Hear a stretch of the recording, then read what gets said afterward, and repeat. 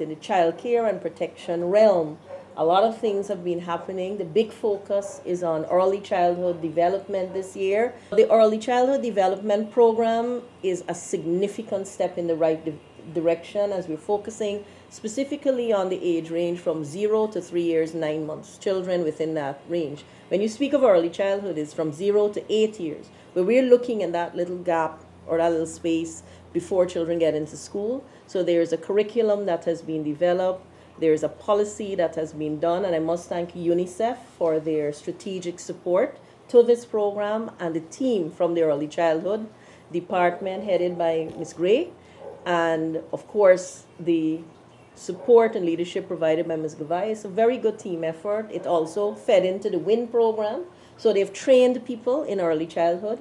They've been able to visit the daycare centers, 346 of them in the country. They're working towards licensure of homes, more homes. Of the 16 homes we have 3 state care homes, and the remainder of the homes, 8 of them will be ready for licensure. They've been registered. And so the idea is when we have people who look at these homes, work in these homes, they're trained. So now you have 50 new persons trained, and they're going to benefit from $100,000 each to set up their daycare centers. This is now putting care centers in communities, giving people the opportunity to have good care for the children. So when they're out to work, you have less instances of children being left at home. And we are trying to build that model pattern after our day, night care, and early childhood centers. You will have 2 of those, one in Region 4, one in Region 3.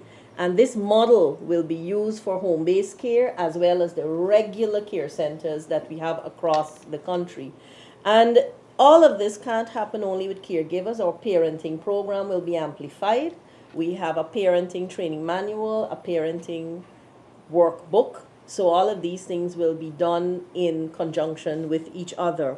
The Family Enhancement Services Unit is also a very big part of this ministry, and they have benefited from support through USAID, the WIRE program, training officers there and in childcare. And why I bring it in is because we are working with juveniles in that area, juveniles at risk, and ensuring that we deal with at-risk behaviors, building capacity across the ministry by training our staff in all of these areas so that they are better equipped to deal with all of the existent social issues and the newer forms of social challenges that emerge year after year. We are working on a rapid response team to deal with childcare and protection.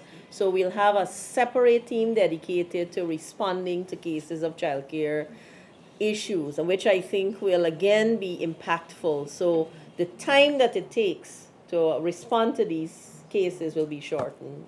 And the fact that there is a dedicated team, it speaks to what we are doing as a ministry. We're having a transformation of our digital architecture, for example,